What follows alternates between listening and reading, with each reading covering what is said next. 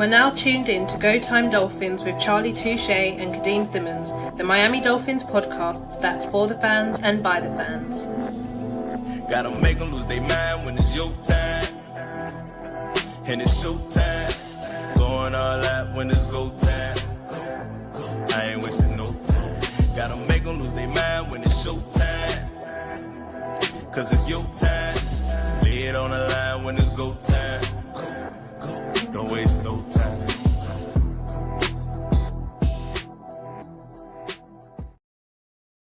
It's draft season. It's Monday, which means it's Mock Draft Monday. Mock Draft 3.0 with another blockbuster trade. Before we delve into that, as always, I am joined by Mr. Charlie Touche. Charlie, tell everyone what time it is. It's Go Time Dolphins, the Miami Dolphins podcast that goes not only across the pond, but across the world. I'm your boy, Charlie Touche. Got my co-host, Kadeem Simmons, with me. It's always for the fans and by the fans. Your favorite podcast, and official affiliates of Fanatics, where you could be a fanatic of your favorite franchise as Kadeem rocks the alternative gray. I see you. Thought I'd switch it up. I'm not feeling great this Monday, but I am nervous. I am donating blood for the first time tomorrow morning. Yeah, like I wanted to do it for ages, just never really got around to doing it. I thought, you know what, now's a good time to donate blood. Have you donated blood before? Yeah, I don't do needles, champ. I don't do it. Like, only time I do needles is when I have to do needles. That's it. I apologize for everybody out there, you know what I'm saying? But I can't do it, bro. That's why I don't got no tattoos. Like, I would love to have tattoos. If I had one tat, Kadeem, my whole body would be tat. I'd be just a super tat. You feel me? But nah, bro, no needles for Charlie Touche. That is fair. We got some comments. Shout out to Jason Keck. He's been here early. He says, "Hi guys, how are you doing?" Charlie and Kadeem with the salute emoji. And he has, what's the best way to describe it? He has commented on today's episode and what today's episode is. So last week on Mock Draft Monday, Tyreek Hill joined the Chargers in our hypothetical trade scenario. And this week he has ended up in Dallas. So before we delve into that, Jason Keck says, won't happen. He's our best player. The Dolphins aren't going to eat a $28 million dead cap hit unless it's an offer they just can't refuse, which at the age of 30, no one will give. He's a Dolphin for at least another year, not to mention he's a very large part of your offense who's going to step in and take over. That's as good or as close to it. You people need to get out of your feelings. Strong word by Jason Keck. Shout out to Jason Keck. Always appreciate Jason Keck, even showing up early in the comments before the podcast started. Shout out to Jason Keck. Before we get into the official mock draft and into all of the minutia of the draft and where we traded Tyreek Hill this year or this mock, let's get into something a little more current right now. Like, this is hot off the press, meaning like minutes ago. The NFL is updating, according to Jordan Schultz, the NFL is updating its uniform policy to allow teams to wear their throwbacks or alternative uniforms up to 4 times a season. How we like that, Kadeem? If you're, fans of the 31 other teams, great, brilliant. If you're the Dolphins, you probably get it once, maybe twice. To me, like, well, hold on. What you mean? We don't once, maybe twice. We get it twice a year, just like everybody else. We do, but I also feel like there's a growing belief on social media that the Dolphins won't utilize all 4 occasions. But I also think like we have a yearly uniform episode, and I feel like if we do it again this year, I'm going to come at it from a different angle, and I'll say it now. Should the Dolphins just switch to white as their home uniform, because they wear it the majority of the season? But that's for a whole nother hey, you know what? That is the episode. That's the episode right there. But I did want to bring into this new rule. It's not a rule change, but update on the uniform policy, which is all teams, 32 teams, will be able to wear their throwbacks or alternatives for 4 times a season, not 2 times like it was before. And that means we're going to get the glorious Dolphins throwback 4 times a year. And maybe me and Kadeem debate if we're going to see it 4 times on the next uniform episode, which could be, we usually have it every offseason, so which could be coming up. Before we start, this is a pretty good segue too. The NFL has a proposed rule change for banning the celebration where you do the sniff in the first down. You know what I'm saying? So for anybody who's not watching on YouTube, there's it's all around the league. Players will get up and do the first down. They're like point to the first down, but they'll put their finger under their nose like they're almost like wiping their nose and pointing to the first down. And I guess the NFL is trying to say they're not really wiping their nose and pointing to the first down. They might have a couple lines lined up maybe and pointing to the first down. That's the only thing. That's the only reason I can see if that's what the NFL is trying to say. I see. My mind didn't go there. My mind went somewhere else. So my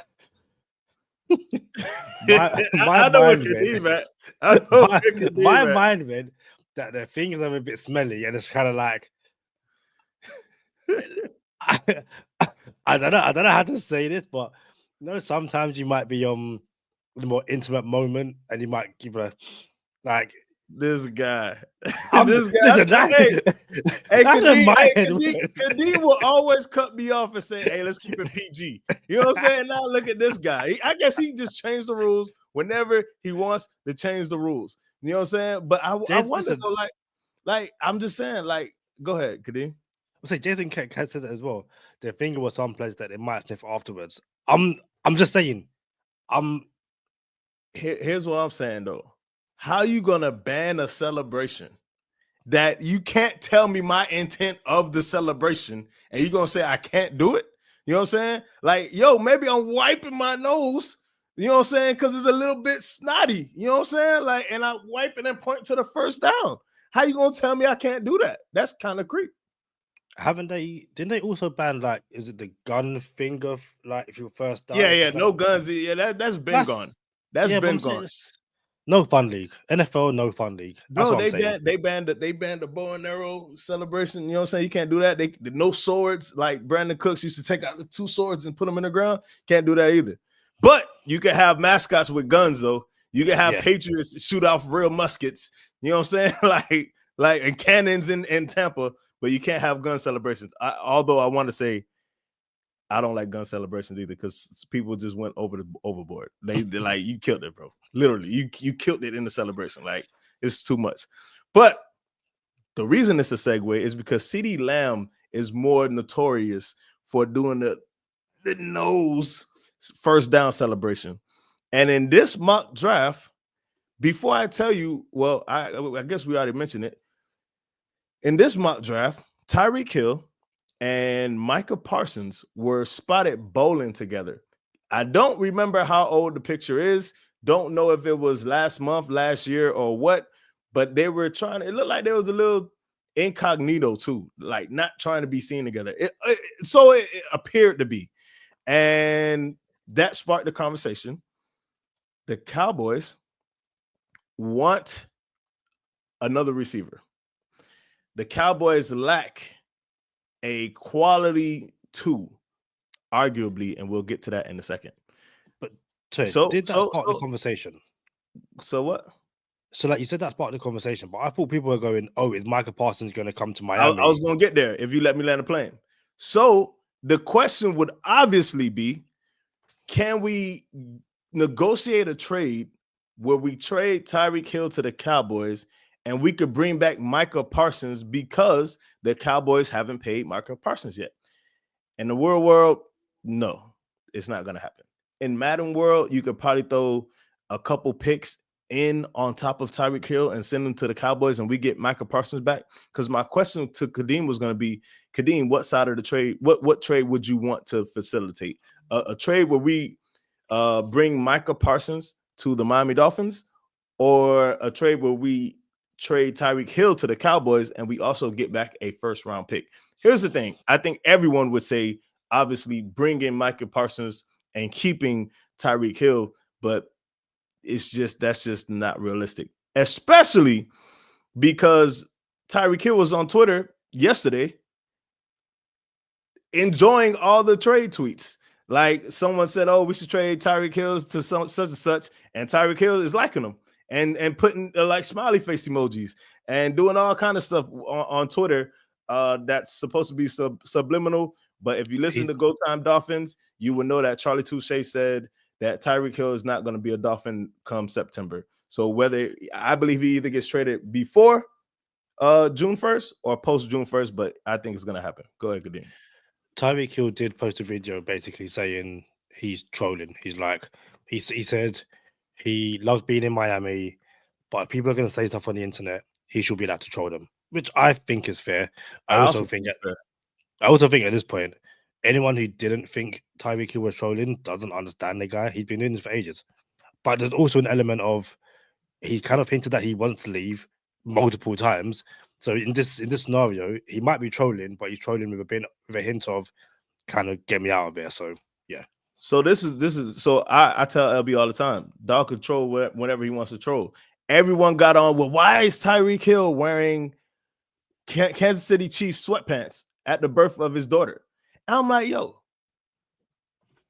maybe dog was in a rush and threw on his sweats. Like, you think he cares about what kind of sweats he got on, rushing to the hospital for the birth of his baby? You know what I'm saying? Like, you think this was a calculated, I'm going to wear my Chiefs sweats because I loved it when I played on the Chiefs. So I want this to be a special moment. Let me wear my Chiefs sweats. Like, I think people look into that too much. And I do think you can troll on the internet, but I have come to the decision that Tyreek Hill was going to get traded before all of his trolling tweets. I believe that Radio Row tour that he went on, apology tour during the Super Bowl, was Drew Rosenhaus saying, bro, we can facilitate an easier and better trade if you don't come out being a pain in the you know what to the Dolphins. You know what I'm saying? Because then it could get messy. Matter of fact, Charlie Touche might send you to Carolina, and you got to go play in Carolina for the next 3 years. It is what it is. You feel me? So I think Radio Row was Tyreek saying, you know what? Hey, this is my apology. This is my apology tour. Sorry, Tua. I want to be a Miami Dolphin. I don't believe that, not for a second. And we'll find out. The proof is going to be in the pudding, Kadeem. Someone's going to be right. Someone's going to be wrong. But today on Go Time Dolphins, Tyreek Hill is getting traded to the Dallas Cowboys. And to the dismay of so many other people, but not Sherrod Steve, we're going to get the 12th overall pick for Tyreek Hill in the first round from Dallas. And I want to be very clear.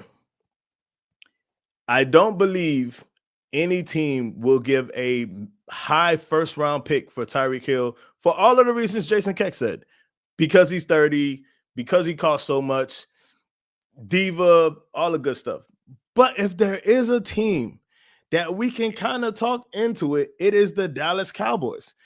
You got CeeDee Lamb, you have Tyreek Hill, your America's team. You want to be all glamorous and glorified. This is how you do it. There's only one Tyreek Hill in the NFL. You only have one 12th overall pick, and that's the pick that we want because we will give up. We're going to have to eat all of the $28 million dead cap penalty for trading him before June 1st. Shout out to Cliff D. He said no one's given a first for Tyreek. He may retire next year. I don't think Tyreek's going to retire next year. I also don't believe anyone will give up a first for Tyreek. However, if you want Tyreek and the Dolphins have to eat a $28 million dead cap penalty, that's the beginning of the conversation. Yo, if you want Tyreek, we're not eating $28 million, so the price is the first. Ideally, if you guys seen it last week, the pick was 22nd overall to the Chargers, which I think is more palatable. What you think, Kadeem? Yeah, 12th overall pick.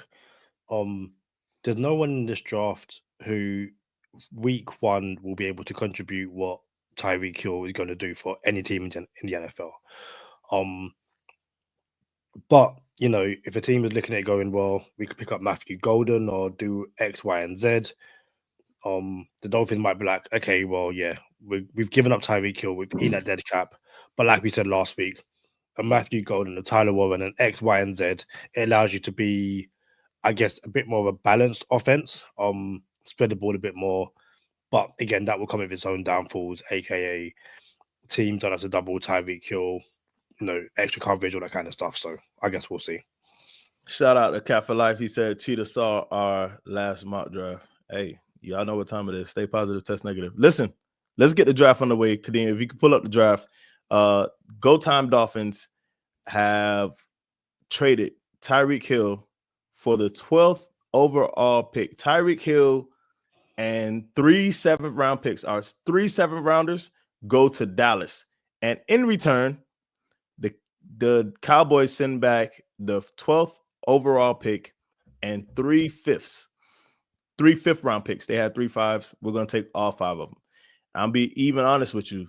Charlie Touche likes 2 of the pieces in Dallas, and they're on Touche's 24. One is Jalen Tolbert from Southern Alabama. He's a receiver. And another one is Jonathan Mingo. They just traded for Jonathan Mingo last season. I seriously doubt they give him up. Jonathan Mingo got a bad rap, underperformed in Carolina, but so did Bryce Young. So I like Jonathan Mingo a lot. He was on Touche's 24. I think he's going to get off in fantasy football this year. We'll run this back when Jonathan Mingo is a top 15 receiver if Tyreek does not get traded to the Cowboys. Kadeem, what you want to do with this 12th overall pick if we don't get any trades offered to us? Obviously, it depends on who's on the board. And also, I will say, apologies for not reading out so much comments. I will be looking at the data, the mock draft. So if your comments don't get read out online or, you know, out loud, I should say, apologies. My mind is focusing on getting this draft out of the way. At pick 12, if we're not going to move back, outside of the obvious, you go best player available, I wouldn't be opposed if he's there taking Matthew Golden. But again, that depends on who's on the board. And having pick 12 and pick 13, you can have an excellent 1-2 punch. You know, if you can walk away with like Will Johnson and Golden or Will Johnson and Tyler Warren, I think there's 2 excellent first round picks. But again, so much of it will depend on who's on the board when we go to pick. If you haven't, you know what? Let's go ahead and start it up. No more hypotheticals. Let's get it going. So mock draft 3.0 is underway.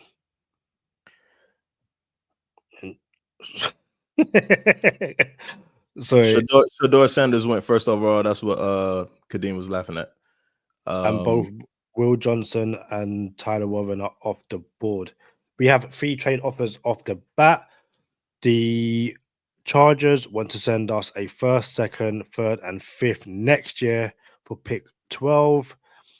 The Packers want to send something similar, picks next year. The Cardinals want us to move back to 16 and pick up a 2nd round next year. Let's see who's on the board, Kadeem. So, immediate names: Ashton Genty, Armand Mbo, Shamar Stewart, Mikael Williams, Kelvin Banks, Jihad Campbell, Colston Loveland, Mike Green, Matthew Golden, Malachi Starks. All right. So how you feel about entertaining moving back to 16th, knowing we have the 13th pick overall? We have 12 and 13 overall. How do you feel about entertaining moving back 4 spots to 16 to Denver and picking up a 2nd round pick next year? I think the Cardinals. Oh, it is the Cardinals. My fault. To picking up a 2nd round pick next year. Honestly, thanks, but no thanks. Moving back 4 spots, and I get nothing else this year, to me is not worth it. Now, obviously, thinking long term, and if there's like 2 or 3 guys you absolutely love here, yes, you can take them at 13 and 16. If the board falls that way, you've got an extra 2nd next year, great, brilliant. But for me to move back 4 spots and miss out on someone who I might not get at 16, and don't even get like a second or a third, not for me. But that's just my opinion. I agree 100% on the pretense that, why would we move back 4 spots and not get anything this year just because you're giving us a second next year? I don't like it.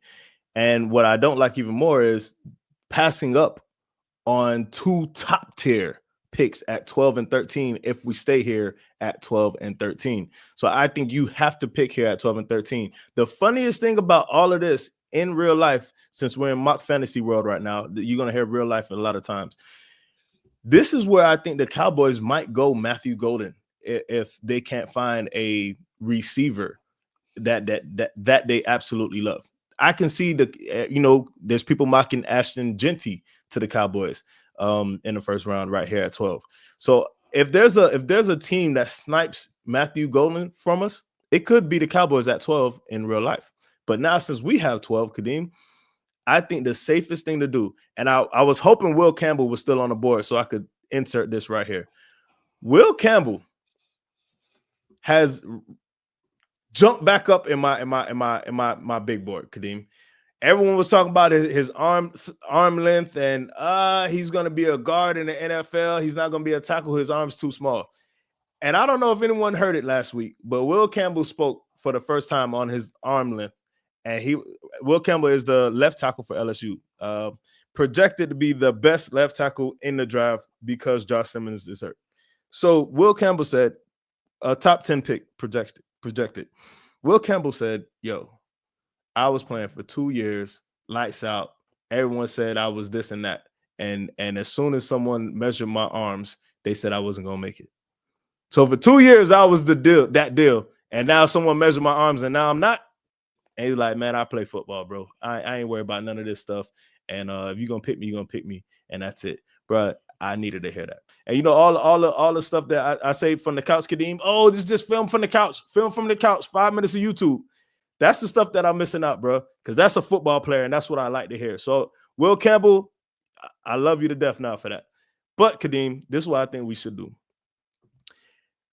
I think we should absolutely take Armand Mimbo right here, starting right tackle, and then take Matthew Golden at 13, and he will simply replace basically Tyreek Hill. And now we have him for 5 years of a rookie contract. So now you get your franchise right tackle that I've been asking for 5 years, and you get a franchise wide receiver 1, actually. And that would be my plan. What you got? Yeah, I can't argue against doing that. If people are watching this after the fact and saying, well, why not take Ashton Genty, the running back? There's a really good video by Brett Coleman who speaks about taking a running back in the top 10. And what he basically says is, if you've got a trash to mediocre O-line, putting in an Ashton Genty or a Saquon Barkley, it doesn't do anything. Barkley was with the Giants for years, and his numbers got progressively worse as the Giants' offensive line got worse. The Eagles ran the ball well with quote-unquote nobodies, and then chucks in Saquon Barkley, and he went off. So I'm not saying the Dolphins' O-line is as bad as, the Giants or some of these other teams, but the Dolphins don't need Ashton Genty to miracle up a running game unless they fix the offensive line. This is a draft where you can potentially do both, but Ashton Genty at 12 or 13, no thanks. And to be honest, this might be a situation where a team actually moves up to try and get Ashton Genty, just give me more picks, this year than what the Cardinals offered. But yeah, Armand and Bo at 12. I'm okay to do that.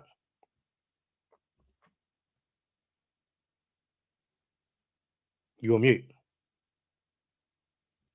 My bad. Justin Keck said if they finally fix the O-line and actually get a run game going, he'll be happy. Cliff D said if Tyreek stays in Miami, he'll be miserable. Cap for Life said get Mimbo. And yeah, Kadeem, that's what I'm on. I'm on get Mimbo and get Matthew Golden. And just to cross the T's and dot the I's, I'll draft Mimbo first. So that way Matthew Golden isn't the trade 1-for-1, Tyreek Hill for 1-for-1 that he has to live up to forever. You know what I'm saying? It would actually be Mimbo, who could probably be a perennial all-pro, if I'm being honest with you. So Mimbo and Matthew Golden for me. And let's be real. There's still a place where you could have just took one of these guys here and then traded 13 back a little bit. But we're going to be safe, pick up our right tackle and replace wide receiver 1. So I was just going to say, once I pick Membo, just ignore any offers for pick 13. Just take Golden. It has to be a groundbreaking, someone like just came up and said, hey, we didn't know this guy was going to be here and we got to trade. So yeah, we always listen. What Chris Greer say? I'm always going to pick up the phone. You feel me? So we always have to watch and see what they're talking about. But if it's not groundbreaking, we don't do it. It's this groundbreaking, Charlie. So the Texans are talking nonsense. If you're watching on YouTube, you can see it. If you're listening, they're talking nonsense. The Bucks are saying move back to 19, pick 53 in the second, and pick 121 in the fourth and a 5th rounder next year for 13. Is that groundbreaking, Charlie? It's not groundbreaking, but it is good, bro. I ain't gonna lie to you. It is good. Because the Dolphins have to win right now. And Chris Greer and McDaniel is on a hot seat. Tua's on a hot seat. Everybody's on a hot seat. The seat is warm. You know what I'm saying? I can't do this, Kadeem. I cannot risk moving back to 19, missing out on Golden, and we acquire an extra second, which is nice. Diggs is gone. DK Metcalf is gone. Debo Samuel is gone. If we would have did that, if we would have did one of them, that would have been nice. Then we could do this. You know what I'm saying? But what you're saying is last draft we did this, Kadeem. We went with the security of the best offensive line we've ever built, but we didn't have that sexy receiving core anymore. So yeah, bro, if you want to go to Vegas, Kadeem, and you want to roll these dice and see if we could pick up Golden at 19, yeah, let's take this. Add a second round, add a 4th, and in real life, again, you counter here and say, hey, our guys on the board right now, we're absolutely going to take them. But if you gave us this X, whatever X is, we'll absolutely do it. So in real life, you counter and say, look, I'm gonna need X if you want me to take this trade. Your trade is a good trade, but I can't do it right now. So for the sake of the podcast, so we can have actual receipts, Kadeem, I say we take Golden right here, so we can look back and say, look what we did before. As opposed to, yes. That's great. That's great value though.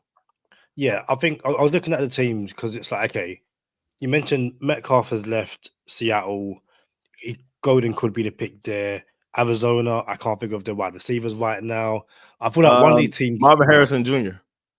Yeah, but again, I don't think any of these teams outside of Cincinnati have 2 wide receivers who they would absolutely, take over Golden. And even then, you take Golden, you got 3 receivers, great, brilliant. So thanks, Bucks. You enticed us. Here's my thing, Kadeem. As the Dolphins only really have the 13th pick overall before the trade that we did, I was looking, I'm like, yo, the Dolphins have 13. I think we are extremely safe taking Golden at 13, bro. Like in real life, I think Matthew Golden will be there at 13 for us. Obviously, if the Cowboys don't take him, that's the only team in front of us. But once he goes past 13, I see teams like Denver at 20 trying to trade up to go get him. I see like the Chargers at 22 trying to trade up to go get him. Green Bay, potentially, I doubt it, but Green Bay has a whole bunch of 2 receivers, not no 1. You know what I'm saying? And then my favorite team of all of them, Houston, to trade up to go get them from 25. So, bro, I hear you. On paper, there's no team right there that'll take them between now and 19. But in real life, I think somebody trades up to go get Matthew Golden. But for us, we don't have to trade up. We could take him here at 13. So we are taking Matthew Golden at pick 20. You mentioned the Texans. I think the Texans are going to be the 2024 Steelers. And the Texans are going to take so many offensive linemen.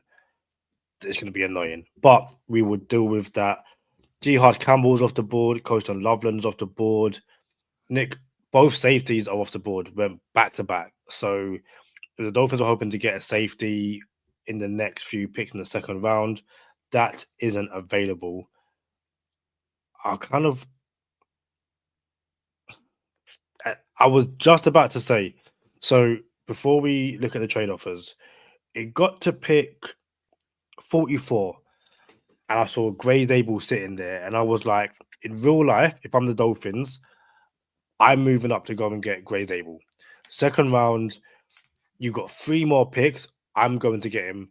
And pick 45, the Colts take Gray's Able, the interior offensive lineman from North Dakota State. Great pick, but I'm annoyed. So, Charlie, before we talk about the trade offers, would you have entertained trading up to pick 45 to go and get Gray's Able? Or are you still the belief there's so many offensive linemen, stay where you are, you're good to go? There are a handful of linemen that I would love to have on the Miami Dolphins. Will Campbell, Armand Membo, Josh Simmons, Gray Zabel, and Donovan Jackson. Off the top. And those are all potentially first-round picks. Donovan Jackson could be a second-round pick. I don't think Gray Zabel is going to make it to the second round. I just don't see that happening. I don't see him making it to the second round. So like I said last year, if Brock Bowers starts to fall into the neighborhood of the Dolphins where they could trade up and get in the striking distance to trade up for Brock Bowers, you have to do it. And that's the same thing that applies to Gray Zabel. If he is within 10 picks of 48, so if he gets to 38, the Dolphins need to be on the phone like, hey, we're coming to get him. Like, didn't we do that for Liam Eichenberg? We done it for Liam Eichenberg. Like, yo, we done it for Liam Eichenberg. We thought Liam Eichenberg was Gray Zabel. You feel me? Like, nah, bro. Like, don't be scarred. Don't have that scar tissue. Like, oh, we did this for a player before, but it didn't work out. Nah, bro. Trade up to get Gray Zabel if he's within 10 spots of you, and burn that pick, and it'll be absolutely worth it. But don't feel bad if you don't, because something like what just happened could happen. Donovan Jackson lands in your lap and makes up for Gray Zabel not being there. So we do have 2 trade offers. The Giants are asking us to move from pick 48 back to pick 99 and a second round next year for pick 48. And the Chiefs are asking us to move back to pick 66 and throwing in a 4th and 6th round the next year. Yes or no, Charlie, to either of them? No to both. No to both. And Donovan Jackson, the pick. Do you want to see who else is on the board? Yeah, we can scroll down, but Donovan Jackson will be the pick. Xavier Watts is right there. I want to say this. The Dolphins, in real life, are going to take Xavier Watts if they have a chance. Depending on, like, unless, you know, Donovan Jackson's on the board, Gray Zabel's on the board. Xavier Watts is a Miami Dolphin. And if there's a parlay I could put out there, if there's like a one of them bets where it's like what do they call them? A prop bet where I could pick a player to an actual team, Xavier Watts is my $500 bet this year on that to the Dolphins. Xavier Watts to the Dolphins. But for this mock draft, we're taking the best available O lineman on the board, and we have our starting right tackle in Armand Membo, but our starting left tackle on paper right now, Kadeem, do you know who it is? Patrick Paul. I'm sorry. Starting left guard on paper right now. Do you know who it is? Potentially Liam Eichenberg, but coach's comments today, I thought coach spoke really well. I want to read it verbatim, so I don't want to misquote what he said. This is great. This is so good that we got to start planning this stuff, bro. This is so good that we can just insert a nugget right here. Go ahead. The coach said Liam Eichenberg is well aware that through the different avenues of the remaining free agency and draft, that if Liam Eichenberg is starting next year, he's going to have to be the best player he's ever been. And that will be great news for all. But we see an opportunity right in front of us to improve. And that's going to be competition. And I think Liam is very comfortable with that fact. What you think about that, Kadeem? As someone who knew Liam Eichenberg was returning to Miami, to me, this is best case scenario. And have this conversation with 5 Yard League a lot.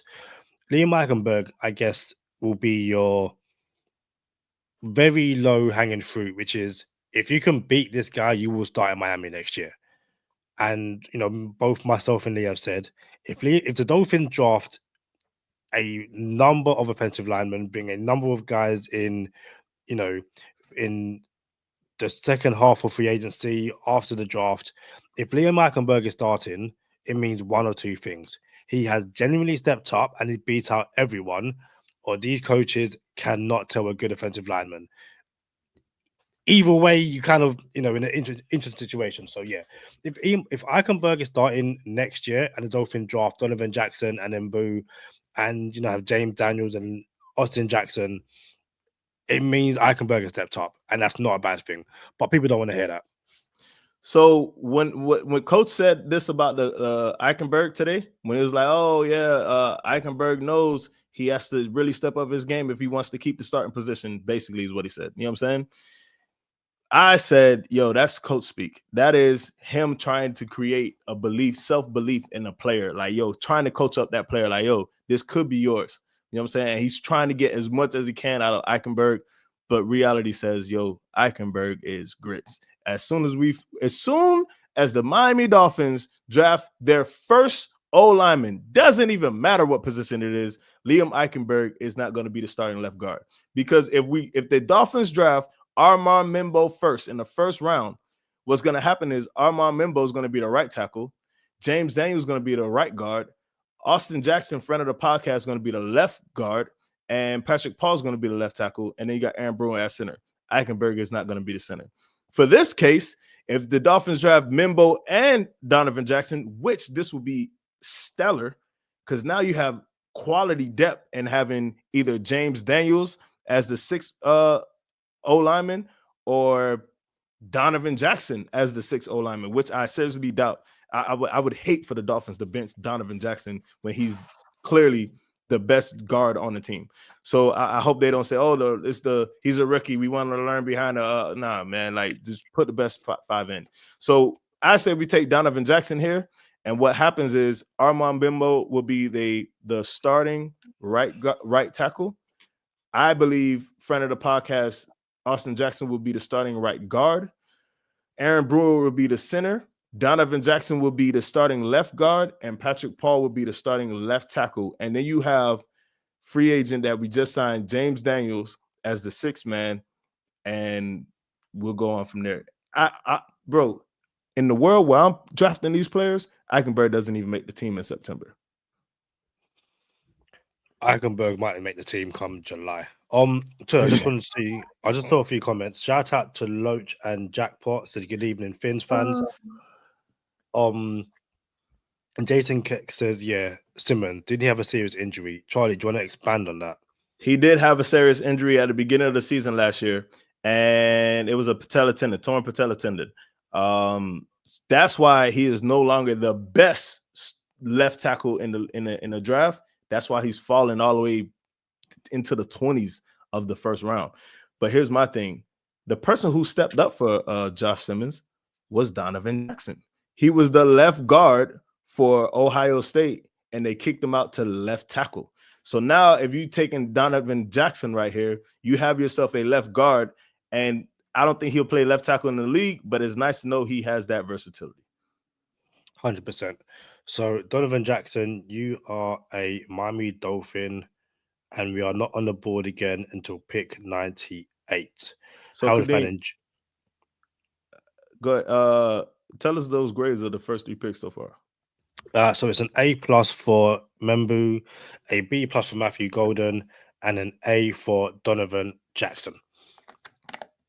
I think we got a B+ for Matthew Golden because the computer believes we still have Tyreek and Jalen Waddle. So I think this would be a grade if we traded Tyreek away. But right now they're saying, hey, you took a guy that was 22nd overall value at 13th overall, and you have receivers. That's why you got a B+. That's what I think happened there, but I like it regardless. Oh, happened again. So, Charlie, I was just about to say something, which was it got to pick pick 92. Mm-hmm. But I saw that Tate Routledge from Georgia was on the board. Even though we just took Donovan Jackson, I was like, hey, I will still move up, go and get him. Really good interior offensive lineman.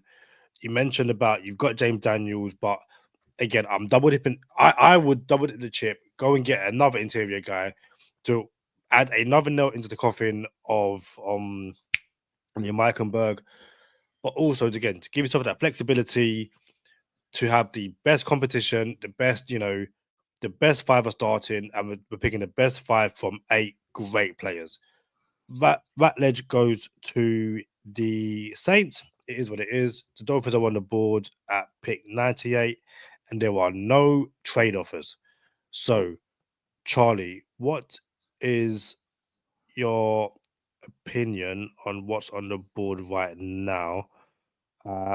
If you're not watching on YouTube, the highest rated players are Dion Walker from Kentucky, defensive lineman, Braden Swinson, the edge from LSU, who if you're watching on YouTube, you will see I've got a list of names, and Braden Swinson is second on that list. Those are guys who, if I'm gonna have like a Simmons sleepers, he's on that list. I'm gonna try to whittle it down to like 4 or 5 guys, but I'm just saying, Charlie's got to chase 24. I'm gonna have Simmons sleepers. Demetrius Knight, the linebacker from South Carolina, Carl Kennard, the edge from South Carolina as well, Joshua Farmer, defensive lineman from Florida State, and Omar Norman Locke, the defensive lineman from Tennessee, who is also on Simmons sleepers underneath Braden Swinson. I'm just saying. Bro, you're not gonna plagiarize the people offer Touche's 24 for your Simmons sleepers. You're gonna have to find your own sleepers, bro. You can't take people that I done talked up and put them on your Kadeem's Kingsay. You feel me? You can't do that, bro. Okay, genuinely, these guys aren't on my list because if you had spoken about them, I'm in no way trying to copy your homework. In no way. And I haven't even seen Touche's 24. My homework, bro. That's plagiarism. You're copying my homework, bro. It's not plagiarism if I didn't know I'm doing it. It's just an unfortunate coincidence. Anyway. It is not. Because you do know you're doing it subliminally. Like, I done talked them up. So you're like, oh, Touche said he was supposed to be nice. You feel me? Yeah, sure. Okay, cool, whatever. Charlie, we'll pick 98. What are your thoughts for this pick? So Tate Routledge is actually solid. He would be a great guard, right guard. He's a right guard, but he gets hurt a lot. Here's the thing. In real life, if the Dolphins take 3 O-linemen in the first 4 picks, listen, bro, you won't hear nothing from Charlie Touche. I'll be happy. I'll be like, hey, we good. Y'all could go select 7 kickers after taking 3 starting O-linemen in the draft, and I would not say nothing about it. I need the Dolphins. I said 4. I said I need the Dolphins to walk away from this draft with 4 O-linemen because it's going to be deep all the way into the 5th round with O-line and D-line. So if you walk away with 4, I'll be happy. I will regress. I will go back to 3. If the Dolphins take 3 within the first 5 rounds, I will be super. First 4 rounds, 3 in the first 4 rounds. I'll be really happy with the Miami Dolphins. Here's what I want people to do. Not right now while y'all watching this podcast, but when you get a chance, bro, if y'all could just look at Deion Walker, a picture of him in his actual University of Kentucky uniform, he looks like a cartoon character, bro. They don't have a uniform big enough for this man. The man is like 6'7.5", 315 pounds. He does, bro. There's just something about abnormally sized players that I'm like, yo, I can't get behind it, bro. Like I get it. You're a master, you're a monster, but I cannot get behind Deion Walker, although it looks funny that he's huge. Did you look him up, Kadeem? Yeah, I'm just trying to switch tabs. 6'7.5". Look at this guy. 6. Look. The shirt don't even go down to his waist. It's crazy. That's absurd. 6'7.5", 320 ish, give or take. And what Kadeem said about Braden Swinson, that's this how I know you plagiarizing, Kadeem, because I brought up Brady Swinson's name when I was talking about a pass rush win rate. Chop Robinson had a 21.7 pass rush win rate before he came out last year. Brady Swinson has a 22.1. I mean, he's a dude. There dudes, there's a lot of good rushers right now. But for my dollar, Omar Norman Lott will be my pick right here. Interior D line. We've been looking for someone to pair up with Zach Sealer. We lost Christian Wilkins.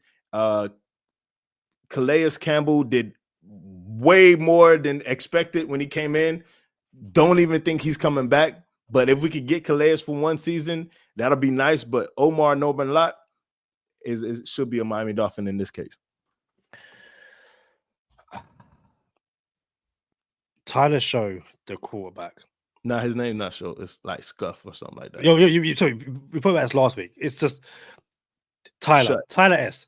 Yeah, Tyler, yeah. actually, Tyler let me or Scott or Shot Scott. It's weird. I think it's Shut. Tyler Show. I literally typed it last week. Shuck, you're right. Tyler Shuck. Yeah. Tyler Shuck pick 98. I'm inclined to go quarterback here, even though Omar Norman Lott is on the board. Actually, hold on. Let me see what quarterbacks I left on the board. Dylan Gabriel, Carmen Court. Okay, you know what? Ignore me. I'm okay going Omar Norman Lott here. All good? All good. A. All Is an good. A. It is an A. Charlie. What happened? Seth McCoughlin just went. Yes. Hey, listen, the whole purpose of having mock draft Monday, 5 Mondays out of the draft, is so people could get familiarized with some of these names that sometimes you watch the draft, you don't know what you're looking for, who you're looking for. You just know the highlights and what people are saying on the draft, day of the draft.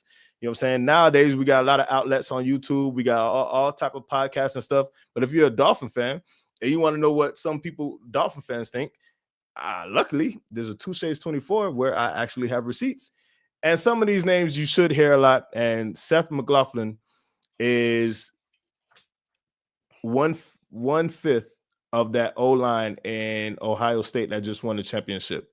And he also got hurt in the college football playoffs, tore his Achilles. He's going to fall probably to the 4th round in real life.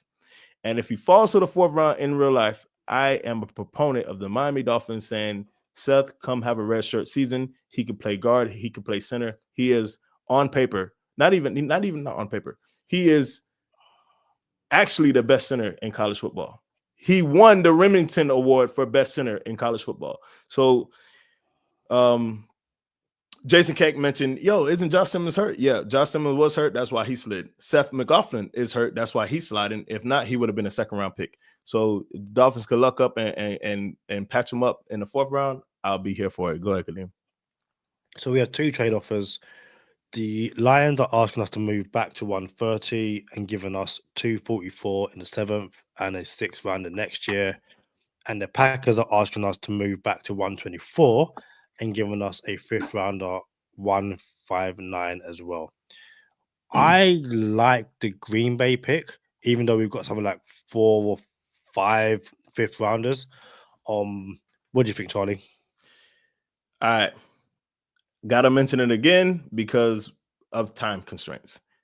You're not gonna have 15 draft picks. You're gonna trade some of these picks away. You're gonna consolidate. You're gonna walk away with 9 draft picks, 10 draft picks, trade some into next year. So you could have you start off every season with 7 draft picks. You know what I'm saying? Next year you'll add some, and then you could trade up and be a little flexible. We have a ton of picks. What we're not gonna do is try to find value for Go Time Dolphins to trade back up into certain rounds for the sake of entertainment. That's going to take forever. These mock drafts already take forever. So what we can do is take this pick and just add another 5th round. I think that'll be cheating since we already have like 4 5ths. So in real life, we would have took that trade, but I don't think we should take it right now. That is cool. So we pick 116. What are you thinking? Tyler Shuck is still on the board. Kevin Winton Jr., the safety. Chris Paul Jr., the linebacker. Charles Grant. the first name on Simmons sleepers, Charles Grant. Just saying. Hey, let's see some of these Simmons sleepers, bro. Let's see some of them. Let's see some of them because I feel like a lot of them are on my 2 Shades 24, or I mentioned them already. I've got Charles Grant, the tackle, Braden Swinson, Omar Norman Lott, Benjamin Morrison, the corner, Trey Amos, the corner, Shavon Ravel. I can't pronounce this dude's name. Is it Azaria Thomas from Florida State? Azariah, you don't even know how to pronounce these boys' names. I can't. How much homework did you do? I'm sorry. Listen, okay, you know what? This is clearly a test. It's show all your working, all this kind of stuff. You can even see the date and time, the 30th of March, 12:47. I haven't touched this since 2 days ago. I'm sorry if I don't have extensive homework, Charlie. I apologize. Pick 116. What are you thinking? Charles Grant played tackle in college. He's a bit smaller though. I think he's listed at like 310, and then he's probably not even 305 in real life. If you could pull up his height and weight, Kadeem, just for purposes of the podcast, I think he's listed at like 311, and I think he plays well under 311. I could be mistaken. I got a lot of guys in my processing my brain right now. What you got, Kadeem? William and Mary have him listed at 6'4", 300 pounds. Did Simmons sleeper know that? Did Simmons know that? Oh, okay. No. I'm just saying. All right. Hey, but look, he will be a guard in the NFL.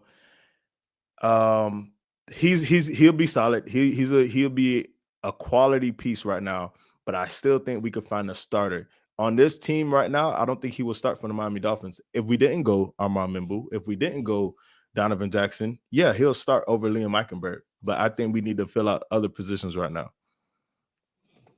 Any in particular you thinking? Well, let's see what we got for value. Let's just see who's the top available. We missed out on all of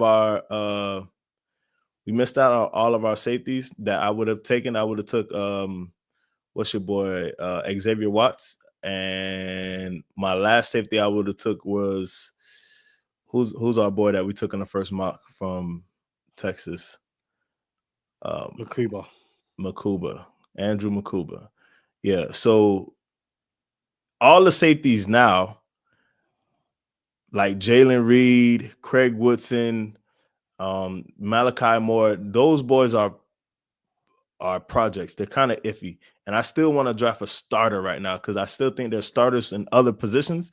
So I don't want to entertain drafting a project safety when I know I could get a starting linebacker, or, Ashton Gelati is right there. And Ashton Gelati, I actually have him pulled up right now. His pass rush win rate was 21.5.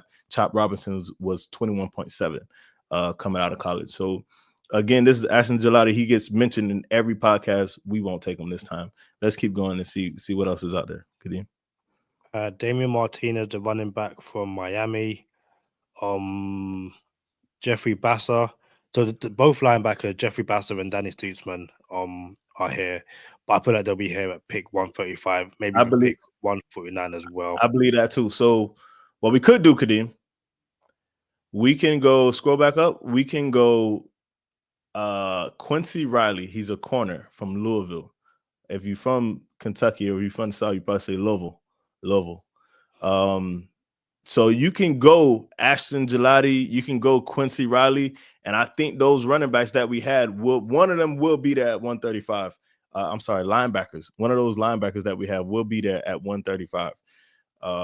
So for my dollar, it will be Quincy Riley will be the pick. Cornerback, Quincy Riley.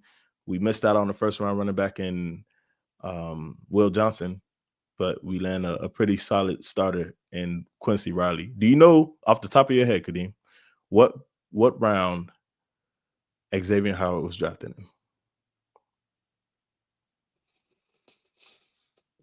Where's the Jeopardy music?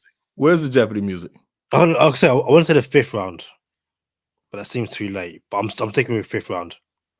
That's way too late. Yeah, it is way too late. You're wrong. Yeah. He was drafted in the 2nd round. Yeah, I don't know why I thought 5th round. Apologies. But Quincy Riley, pick 116, an A grade from the NFL mock draft database. Looking at a few names, Jaden Higgins just went. Tyler Shuck is off the board. He went to Pittsburgh, I believe it was. Grant has gone as well. Bassett is off the board. Jalotti is off the board. The Dolphins are on the board. They have 4 trade offers. Are we going to stop entertaining trades at this point, given how many picks we have? Yeah, we'll stop entertaining them. But it is fun when I'm mocking up by myself. It's fun to just think, oh, I will trade back up here. I will go get that guy. I will trade this year's 4th for next year's 3rd or whatever, stuff like that. But we won't entertain any more trades right now because we have a plethora of picks right now to go through. So where we at right now? You got a what of picks, sorry? Plethora. You say plethora. I say plethora. A plethora, yeah. All good. You're pick 135. And yeah, I kind of want to go quarterback in Dylan Gabriel. We haven't taken a quarterback in any of our mocks, but I'm also thinking linebacker, Stutzman. So we got 135, we have 149 and 150. There is a world where Kadeem wants to go quarterback and Dylan Gabriel. We need a linebacker and Danny Stutzman. He'll start right now over Dotson today. He'll walk in and be the starter over Dotson. Dotson is listed as the starter. Danny Stutzman will start over Dotson. And then for my dollar, I want Caleb Williams. He could play. Caleb Rogers. He could play every line, every position on the O-line. He was the captain on his team. He started right guard maybe for Texas Tech. He could have started right tackle for Texas Tech. I cannot remember. But I would take Caleb Rogers here. I'm cool with taking Dylan Gabriel because I want Dylan Gabriel that he'll be the backup for Tua. So if we go get Dylan Gabriel here, we might lose Danny Stutzman, but I think the order of operation will be Dylan Gabriel, Danny Stutzman, Caleb Rogers, because Caleb Rogers will be the nail in the coffin for Liam Eichenberg making the roster this year. Cool. So we will start that run with Dylan Gabriel at pick 135, the quarterback B+. We are looking, and so far we are okay. Probably just jinxed it. Still haven't jinxed it. We are on the board. Forget the trade offers. There's no point. We are going to go Danny Stutzman and Caleb Rogers. Any reason not to right now? No reason not to. No reason not to. Well, there's one. And I can't even stress this enough. This is what's going to happen, Kadeem. We didn't have stuff like this. Well, maybe we did, but we didn't do stuff like this back at the beginning of 2 Shades 24 when Trey Smith fell to the 6th round. Trey Smith was drafted by the Chiefs in the 6th round. Now he's a Super Bowl champion, Pro Bowler, might not be all pro, but he's a starting right tackle in the league right now. Can we scroll down to see if my favorite O-lineman, well, he's not my favorite O-lineman, but my favorite sleeper, I should call him, and Johnny Cornelius. Is he still on the board? Keep scrolling. We still scrolling. We don't see him. Oh, there he is right there. 179. He's rated 179th overall. Jabbar Muhammad. We took him last week in last week's draft, and he was rated in the 200s. Suddenly he's 178. I guess people are catching up. So don't expect Johnny Cornelius to be 179 when the real draft gets here. So I would have taken a Johnny Cornelius already. He started left tackle in Oregon, but then Josh Connolly Jr. came, took his position in left tackle, and Johnny Cornelius started right tackle. Didn't give up any sacks, had 11 pressures, and then as Kadeem would elegantly pointed out, he had 25 penalties in 4 seasons. For my dollar, like, yo, what's that? Like, it's just who cares? You know what I'm saying? Like 4 seasons, We good. No, Kadeem? That's what 12, 18. Yeah, you're averaging 6 penalties per season. Yeah, and then what? There's 11 games Whatever, 2 games roughly. in 11 games in a college schedule. So maybe 13 games in the college schedule if you do a championship and a bowl game. Nah, man, spread them things out. We good, bro. Bring your penalty-ridden self to the Miami Dolphins. Play both backup right tackle and right guard and left tackle for us. I like it. That's versatility. Talking about bringing people to Miami Dolphins, Dennis Dutzman, you are a Miami Dolphin. Ignore the trade offers. Caleb Rogers, you are a Miami Dolphin. We are back on the board in 5 picks. Again, ignore trade offers. Although, funny enough, the trade offer is the Cowboys offering pick 2-1-1 and then 2-3-1 and 2-5-3, which we traded to Dallas. Yeah, 2 of our 7s, and then for pick 1-5-5, which is we a are. fifth. We took 3 from them. Pick 1-5-5, Charlie. Damian Martinez, running back on the board from Miami. Enes Peebles, who obviously was taken in previous drafts. JJ Bequeath as well. How many picks we got left? 2. There's 155 and 170, 174. I go to running back. I have an idea for running back. Let's see.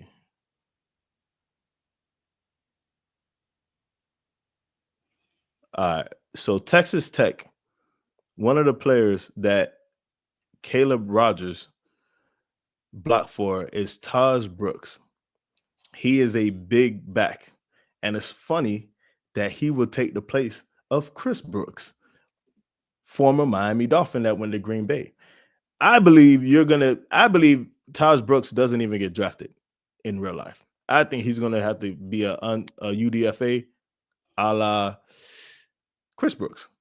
Yeah. So it works. So maybe Taj Brooks hangs around at 175 for us, or 173, whenever our last pick is, 174. Can't remember. And we'll take 174. We'll take Taj Brooks at 174. But for now, I say we scroll back up and we'll go. I just seen him. Yeah, go to all. I'll talk. Oh, I know who we're going. Malachi Moore, safety from Alabama. And let me say this, since we're live, and I need to say this on a platform so one day we can just go back and play it and I can say run it. Malachi Moore is a safety from Alabama. He's a smaller person. He's smaller, like for the position. Probably looks more like a Miami Dolphins Kader Kohu. Imagine if Miami Dolphins Kader Kohu played safety and not just nickel corner, right? So Malachi Moore is smaller in stature, but you know how everyone says they want dogs, Kadeem? That is Malachi Moore. I want to see the fight. Don't give up. You know what I'm saying? At least show me that you want to play. Not Tedero McMillan, who doesn't even watch film. He just came out and said, Ted McMillan just said, yeah, I don't even watch film. I don't even like watching. Don't do that. Don't do that. It's like a 2-year-old clip. He said it, but it was like 2 years ago. Hey, so I'm just saying the man said it though. He said it. But at the same time, like, he said it like a freshman. Like, this isn't the same dude. So he loves watching film now. He loves watching film now. I don't know if he loves watching film, but all I'm saying is what he said 2 years ago shouldn't, discount what he said, how he feels now. And I'm pretty sure in one of those things where, he's been asked about it. Yep, I said it 2 years ago. That was my mindset then. It's changed now. I'm just saying, I thought it was very disingenuous of the Twitter account who tweeted that out and didn't put, oh, but by the way, this is like an old clip that resurfaced. That's all I'm saying. You know what I don't think is disingenuous? The Twitter account did not put those words in his mouth. So he can feel free to put it up whenever he wants to put it up. He could put it up on a date of the draft, like Larry Tunsil. It happened. He said it. So of course, if I am a GM in the NFL And I know that this dude's just like, yo, I don't even like watching film. I'm kind of just, football is just a job for me, basically. It's just a job. Like, I don't want football to be a job for you. I want you to love football. I want you to not have enough of football in your life. To me, it came off as, yeah, I'll go make $20 million a year in the NFL. Yeah, that'll be cool for a little bit. Like, I don't get, bro, I want to go to a winner. I want the ball every play. I want to be the best receiver ever. That's not the vibe I get from Ted McMillan, bro. And I'm not spending the top 15 pick on Ted McMillan because of that. I'm not, matter of fact, he's not even on my board no more. But is that what the film says, or is that from something he said 2 years ago? Because the same way people who, measured Will Campbell's Campbell's arms, it's like, oh, he can't play the NFL no more. It's like, hey, if the film says something different, all of a sudden McMillan isn't a bad wide receiver from something he said years ago. I didn't say he was a bad wide receiver. I say he doesn't want it. I say he doesn't love football. That's what I said. Does the film show that? The film can't say he loves football. The film can just say he's good at it. Or bad at it. One or the two. So the film can say that if he's not running routes properly or all that kind of stuff. I'm just saying. Not necessarily. Bro, if I go to work every day, I don't have to love my job to go to work. I know I get paid well, so hey, I'm here. I'm here till I'm not getting paid well. And he's not bought in. That's what I don't watch film says. I don't like watching film. But I'll try to avoid film. No, why would I watch film? I just go out there and play. Watch me. He's the Miami Dolphins. We have to talk about. Bro, I thought about that, Kadeem, bro. I thought about that, bro. I thought yo, please do not draft this guy, bro. Please he is a Miami Dolphin, 100%. Bro, I thought about that like earlier today too. I bet you the Dolphins go ahead and draft this dude because we're gonna get rid of Tyreek, and he's gonna be the guy who's not bought in coming into the Miami. Oh my goodness! Oh my goodness, bro! He's gonna be there, like, hey! Oh man, film. We already, matter of fact, we might already have somebody on the team like that got a playoff game, but just out and about chilling before the playoff game. You didn't hear from me. Look, let's take Malachi Moore. So Malachi Moore, while we take Malachi Moore, I need to say this: while Ted McMillan is not bought in, according to Charlie Touche, Malachi Moore might be too committed, because Malachi Moore, on the other hand, he is a hothead, to say the least. Alabama lost to Vanderbilt, and Malachi Moore was just big tripping on the field, getting 15-yard penalties. The game's on the way to being over. It's seconds away from being over, and the referee spotting the ball for Vanderbilt to basically take a knee, and Malachi Moore comes up and kicks the ball and gets a 15-yard penalty because he's mad that they're going to lose to Vanderbilt. And you could just read his lips from a camera from the upper deck with a face mask on. You just know he's cursing up a storm when he kicked that ball away, right? So yeah, you got someone who's bought in and like, yo, I don't ever want to lose a game, and maybe I took it out at the wrong time. But that's what Malachi Moore is. He's actually a dog, but he's just a bit tad undersized. But I want him on my team. I want him in the locker room because he doesn't want to lose, as opposed to Teddy McMillan, who just wants to get a check. We're on the board, pick 171 and again 174. There's some defensive linemen on the board who we could take. There's also Jalen Reed, who I think at 171 wouldn't be the end of the world. You doubled up the chip at safety. What do you think, Charlie? The reason why Jalen Reed would be cool to take is because Jalen Reed is one of those project safeties that I talked about. So we took Malachi Moore, but to take Jalen Reed as well, now it's like, hey, y'all got to compete. Only one of y'all boys going to get this spot. You feel me? Now, the two safeties we have, and Melifonwu and Ashton Davis, I don't even believe they're starters. So in essence, Malachi Moore and Jaden Reed will come in and compete with all four of them, all four combined. I think Jaden Reed would be the starter. If Jalen Reed would be the starter, he's better. But Malachi Moore is a dog, and we wanted to add that into the locker room. But what is it? Jamar Muhammad? Muhammad? Man, bro, I like what I see out of this dude, bro. He's a corner, We got Quincy Riley. We get Jabbar Muhammad. I think we added him last mock. We did. Bro, I really like Jabbar Muhammad. I don't know if he's going to be on 2 Shades 24. I don't want to give you out everybody, but I'm taking the Johnny Cornelius, Kadeem. Q Robinson's right there. I think JJ Pegues is still there. Maybe Aeneas Peoples is there. We took them a bunch of time. Willie Lampkin is like 5'10", but he's a center. You know what I'm saying? Like, it's weird that he's so short and plays guard or center, but he's interior O-line. I don't know if he even gets drafted. Maybe he does, but someone is going to take a chance on Willie Lampkin because he's decent, but he's just 5'10". Like, come on, bro. 5'10"? All right. Bro, Calais Campbell could stand up and like just mush him and step over him. You feel me? I don't know how that's going to work in the NFL. Remember I said abnormally sized players, bro. I just don't like it. You know what I'm saying? So whether you're abnormally sized on the low end or abnormally sized on the high end, I don't like it. He's actually the opposite of Deion Walker. So I'm taking the Johnny Cornelius here so we could get him on paper and I could talk him up when he gets drafted in real life. So I can say, look at our mocks. We drafted a Johnny Cornelius too. I want to go defensive line. Well, let's go. Who you like? So it's someone we've taken before. I'm happy with either one, either Peebles or Pegues. My reasoning is, again, the coach said it today being Monday. Calais Campbell's still thinking, and I think the Dolphins need to assume he's not coming back, which means you're going to have to go quite heavy either in the draft or after the draft at bringing in defensive linemen because you don't have too many in the building. And I think we've taken 3 offensive linemen. Cornelius would be, the extra cherry on top of the cherry that we've already added to the cake.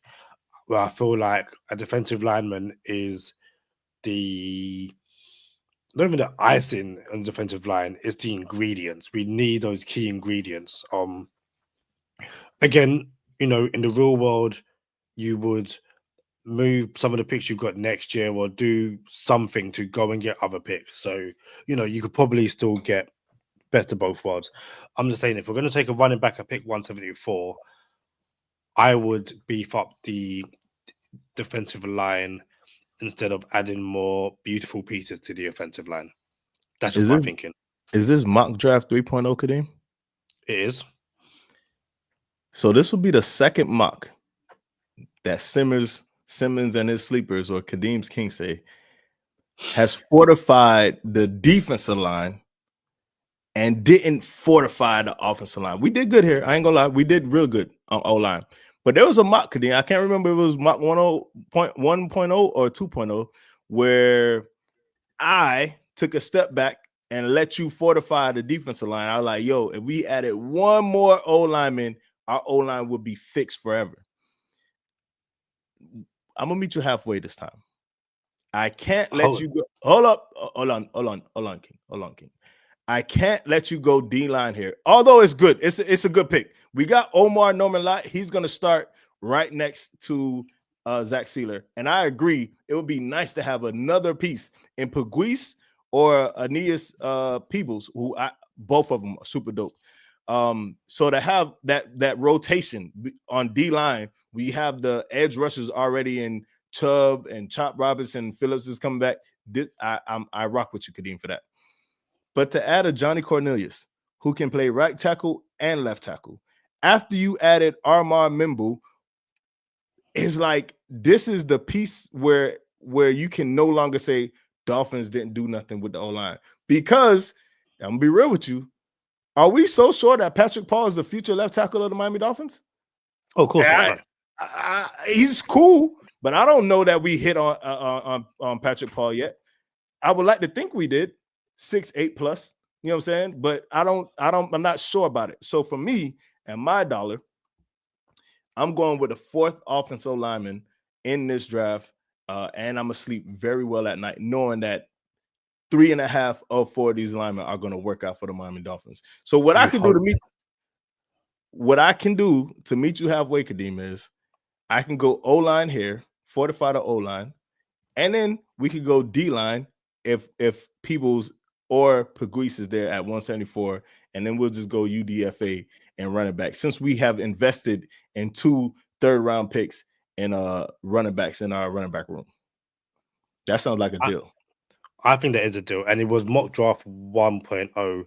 It was. I'm looking at it now.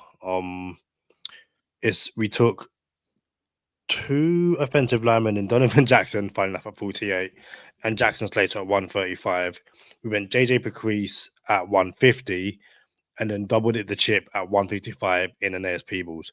We did go back and bring in Holland Pierce at 231, but we came out with that draft with 3 offensive linemen and 2 defensive linemen. Holland Pierce is not a lock either. Holland Pierce could bust. So there's some people who have Holland Pierce as a top 10 offensive tackle coming into this draft, and I don't know where you put that. The 10th offensive tackle maybe could be a 3rd round pick, 4th round pick. I don't know. But Holland Pierce is not a lock at left tackle. He could be a bust. That is too many variables and range of outcomes when it comes to Holland Pierce. He has the physical intangibles, but I like him. I don't love him. That being said, I like a Johnny Cornelius a lot, bro. We took a Johnny Cornelius. It got a B grade.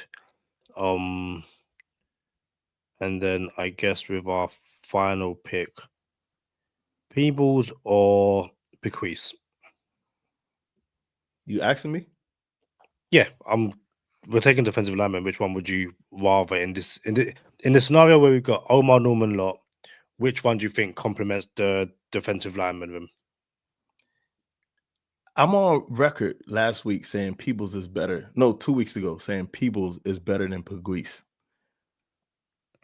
I'll be on break at work, Kadeem, just looking at film. Just let me watch this again. Let me just see. And I don't watch Matthew Golden so many times. Where I gave you the vision in my bed when I was just threw up the, you know what I'm saying? Like Matthew Golden is it.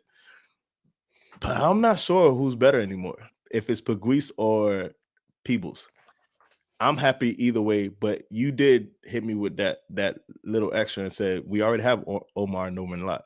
So, and we have Zach Sealer. So what you can do is just hit for who has the higher ceiling. I think Pegues has the higher ceiling. If I had to say who's better, I would say Peebles is better, but Pegues has the higher ceiling.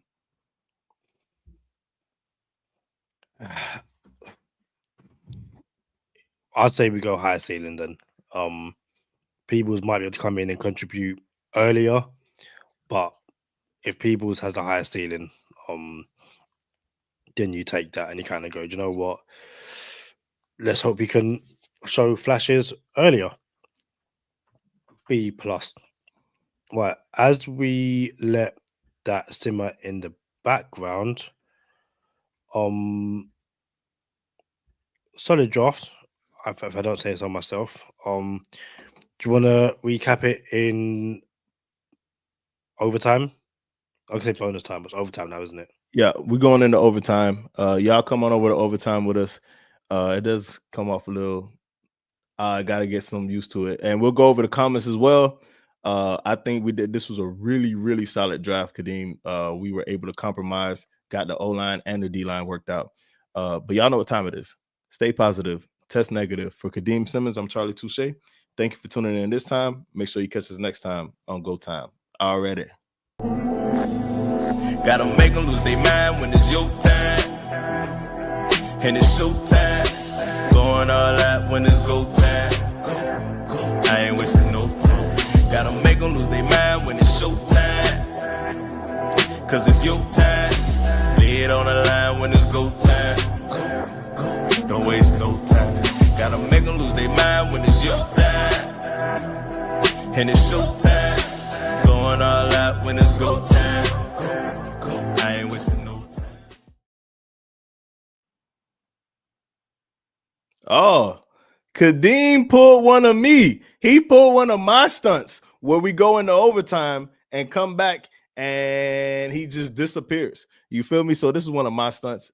I have no problem taking over. So we go over in the overtime. I thought we had a really, really good draft. Cat for Life said, get Martinez or Arroyo, both of them Miami Hurricane players. We did not get either one. Martinez is more attractive than Taj Brooks. Martinez is a big running back. He would get that 1 yard. He would get that goal line carry. So with Taj Brooks, Martinez is better than Taj Brooks. So that was a good one from Cat for Life. And Arroyo is a tight end that he will be around for the Dolphins. Right now we have Jonnu Smith. Jonnu Smith is like, he costs money. How long is he going to be around? It would be nice to get younger at tight end, especially since you don't have anyone behind Jonnu Smith. So you don't have no one behind Jonnu Smith, and Arroyo would have been really nice if we could pulled him off. So Cat for Life hit on that on both of them, although we did not land neither one. We at Kadeem. Apologies, quick break. Yeah, I think the mock is complete. Let's bring that back up. Mock is complete. Save it as cool. Yeah, let's make that a bit smaller as I talk to myself as always as I'm doing these things. So for those who are, I guess, watching late or went away and come back, we traded Tyreek Hill to the Cowboys for pick 12 in the first round and then a bunch of 5s. We took Armand and Bo with that pick, the tackle from Missouri. We then went Matthew Golden at 13, and as Charlie so eloquently put, we went Golden at 13 to the 12 to stop people from going, it's a like-for-like replacement. The Dolphins due the trade they got for Tyreek Hill for Matthew Golden. But we have our somewhat Tyreek Hill replacement in Matthew Golden. We fortified the offensive line, Donovan Jackson, and pick 48. Pick 98, we went Omar Norman Lott, defensive lineman from Tennessee. Pick 116, Quincy Riley, cornerback from Louisville. Pick 135, we got Dylan Gabriel, the quarterback from Oregon. Pick 149, Danny Stutzman, the linebacker from Oklahoma. Pick 150, Caleb Rogers, interior offensive lineman from Texas Tech. And then pick 155, Malachi Moore, the safety from Alabama. 171, Johnny Cornelius, the tackle from Oregon. And a pick 174, the final pick, JJ Bequeath, defensive lineman from Mississippi. The goal, I know sometimes we try to switch up. Oh, we got this guy last draft. Oh, we got that guy last draft. I know the goal is try to switch it up and then, player recognition, try to get people more other players recognizable to the listeners and the viewers. But ultimately, when we come back after the draft and see where people are drafted, we want to compare our mocks to real life. And then not only that, 2 years from now, when we look back on these mocks and say, dang, bro, we hit on all these boys and we kind of knew what would be there. Before we get into the whole draft, can we go through the comments, Kadeem, please? Yeah, of course. Any in particular you want to bring up or just no, because I feel like we had to neglect them because the show was running long, but I feel like we should get these boys in here. So start with Jason kept talking about Campbell and the whole arm stuff. Said, I don't understand that whole his arms are too short. SHIT, he'll be fine. As long as his technique and agility / athleticism is on point to take them. And I just want to say this very quickly because I showed this to 5 Yard Lee. I found it hilarious. And I'm a firm believer in if you put something on social media, I should be allowed to call you stupid. So shout out to Brian Catt, NFL Miami Dolphins fan. He said the Dolphins this offseason should cut Alec Ingold, who is useless, and save the Dolphins $2.5 million. Draft running back Cam Scatterbo and convert him to fullback. He's up to the task. Or draft Willie Lampkin in round 5 and convert him to fullback because he's too short to play center at NFL level. He also quote tweeted that Campbell tweet and said, he still wouldn't take him at 13 because his arms are too short. And I really want to turn around and say, the dude literally just said, "You're an idiot for thinking that," and you doubled down by quote tweeting it. But then those tweets also kind of validated me, just going, Hold on. Is that cat from the podcast? Like it's like a Dolphins podcast? "Yeah, same guy." Hey, we can get dog on here. Y'all can go back and forth about it if you want, Kadeem. There's no back and forth because some things should be left. Why would you draft a center and then convert him to a fullback? I ain't gonna lie. I'll be real with you. I kind of like. I think it's cat. I can't remember the boys. It's a podcast. I know they have a podcast. There's two of them. Some of those their takes are out there. Cool. I think it's kind of entertaining sometimes. But those takes right there, yeah, those are a bit wild. I can't remember who is who on that podcast, but I know I rock with one of them. The other one is y'all boys is wild over here. But nonetheless, authentic Dolphin fans though. So shout out to them boys. Yeah. Luch and Jackpot mentioned Walker saying he will continue to grow in the NFL. Jason Keck said like Patrick Paul last year. Don't know what when they drafted him, I was like, who the F is that? You mentioned the cap comments. Luch and Jackpot said Gabriel for some reason reminds me of Marcus Vick when we drafted him. He mentioned Carl Monaghay. And then IMAX said, "Great show, fellas. Good night, everyone. Thank you for." Hold on. Yeah. Shout out IMAX. I don't think the Dolphins drafted Marcus Vick. Yeah, neither did I. He played. We had him on the Dolphins, but I don't believe we drafted him. But I know what you're feeling. It's a good comparison though. I don't believe we drafted him. I also believe Gabriel would be better than Marcus Vick, and I think Gabriel will actually be a solid pick. Wherever Gabriel goes, I think he's going to be a solid pick. Like he's going to be how I stood on the table for Jaren Hall and say he's going to start in the NFL. Dylan Gabriel's going to start eventually.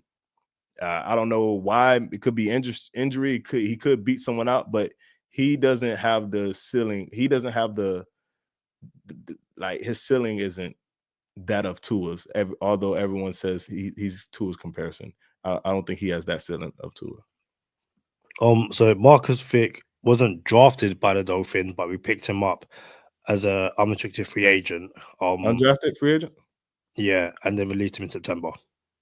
We signed him on the practice squad, signed him as a wide receiver / kick returner / quarterback, was in the active roster for a game against Green Bay, was listed as the emergency quarterback, and then according to Wikipedia, he played wide receiver against the East Rutherford Paper Planes on Christmas Day 2006.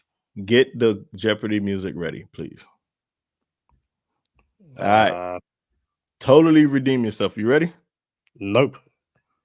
Let me know when you're ready. Oh, no. As in, like, I'm ready. I'm not going to redeem myself, but let's go. All right. Start the music. Oh, no. You started the music after you asked the question. All like, right. what? What player rivals that of Marcus Vick? Meaning we use this player the same way we use Marcus Vick as a quarterback, punt return, kick return, and wide receiver. What player did the Dolphins draft that was the same thing? Music. Oh, you're a little muffled. Your microphone's a little muffled. Any better? Yep. There's a player fits the same description of Marcus Vick. Kick return, punt return, wide receiver. Oh, wait. No, I saw someone mention him the other day. I'm going to go Lynn Bowden Jr. Oh, that was real close. And we're going to stop the music because it's over with. Malcolm Perry is the correct answer. That was a real good guess, Kadeem. That was a real good guess, but Malcolm Perry is the correct answer. Malcolm Perry was a 7th round pick. Yep. And Lynn Bowden Jr. was a 3rd round pick that we traded for after the draft, which never happens. Yep. Only in video games does it happen. And then I'm all for it. Didn't play a snap for the Raiders, and the Dolphins ended up trading for him. Smack and payment. Yeah, that's annoying. Apologies. Before we head on out of here, another comment. Shout out to the Finns tailgate. If this is El Capitan, I sent you a voice note this morning. If you haven't got a voice note, you have a new number, and I will get your number off you after. If it's not El Capitan, tell him I sent him a voice note. What up, y'all boys? And then also, I just want to get through to this mock draft because there's some mock drafts where I'd sit back and go, yeah, dude, this ain't it. This ain't it. Pull it I up. try and bear me 2 secs. I have, yeah, perfect. So this mock draft had the Titans at pick number 1 going Shador Sanders with their first pick. Charlie, do you see any world in which that happens? Yes. You think they can go Sanders over Cam Ward? Nah, you asked me 2 different questions. Don't do that. Oh, See, yeah, bro. No. You slick, Apologies. boy. You said, is there Apologies. any world I can see it happen? Yes, there's a world I can see it happen. Do I think it happens? No, I don't think it happens. And I'm gonna be on the record. I don't believe Shador Sanders or Cameron Ward is a top 15 pick in any draft as at quarterback. I don't believe they should be top 15 picks in any draft. So the Titans have the right mind of trying to trade out of there. They're trying to get out of there, do something else there. They have the right idea. I would not go Shador Sanders or Cam Ward. And matter of fact, since we're an hour and a half in, and hopefully this doesn't come back to bite me like 10 years from now, someone doesn't like go swimming through the Go Time Dolphin podcast, like Cam Ward's gonna bust. He don't have the mental attitude, bro. He don't have the fortitude to get through the adversity, bro. Like the man is cool. Like you came from the smallest college of colleges, transferred twice, and ended up as a Hurricane, but he doesn't have the mindset and what it takes to be an NFL quarterback. Like, and over the years, it's not gonna happen. He's gonna cut a couple checks and he's gonna cash out. That's it. It'll be interesting to see where he pans out on the quarterback ranking list. But yeah, just want to go through a few of these picks. Hold on. He's still a good quarterback. He's just not gonna pan out. The Browns don't decide to take Cam Ward. They go Jalen Walker, the edge rusher from Georgia. The Giants get Cam Ward.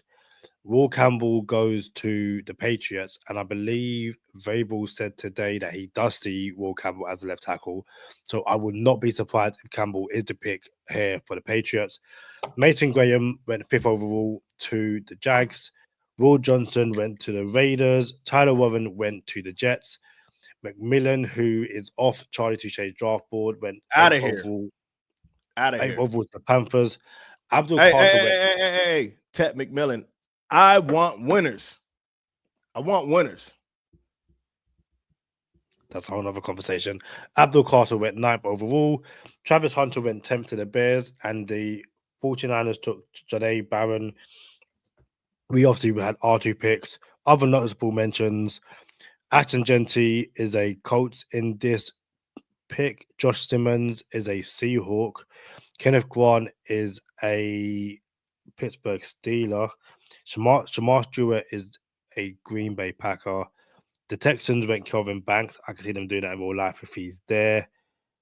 Jihad Campbell to the Ravens is probably the most Ravens pick you could get. Bro, you already said that. You already said that one of these mocks. It's about somebody else, about another person. You know who it was? It was Nick Imawari to the Ravens. Yeah. Like, that's a Ravens again. Whatever linebacker or safety the Ravens get is the most Ravens pick. It's just the way it is. But Nick Imawari is a Buffalo Bill, and Malachi Starks is a Kansas City Chief.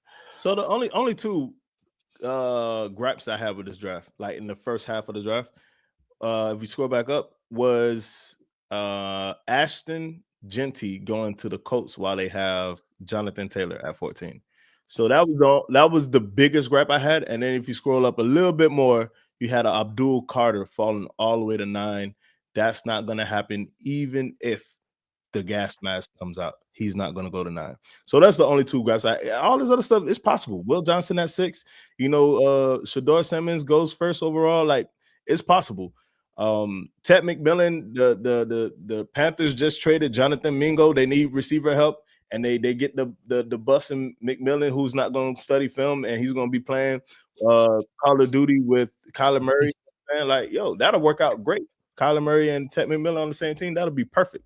You know what I'm saying? So those are the only 2 grabs I had with this draft that made it a little unrealistic. Sometimes you get some unrealistic mocks. This was not that far off. Abdul Carter must have had something come out before the draft to make him fall to 9, because it's not going to happen in real life. Very quickly before we jump out of here, Aston Genty goes 14 to the Colts. How quickly, as a Miami Dolphin, do you call the Colts and say, "Hey, give us Jonathan Taylor"? Before the draft even ends. The moment they say Aston Genty, I'm calling the Colts and say, "Hey, let's start talking about Jonathan Taylor." But I guess it is one of those things. Charlie, anything else before we get out of here? That's all I got. Mock Draft 3.0 is in the books. Another long episode. Go back and watch episodes of Mock Draft 1.0 and 2.0. While you're there, also go and check out our draft interviews with some absolutely amazing players, including the viral wide receiver who picked off not only Aaron Rodgers, but Mark Sanchez. Until the next one, we shall see you soon. Peace.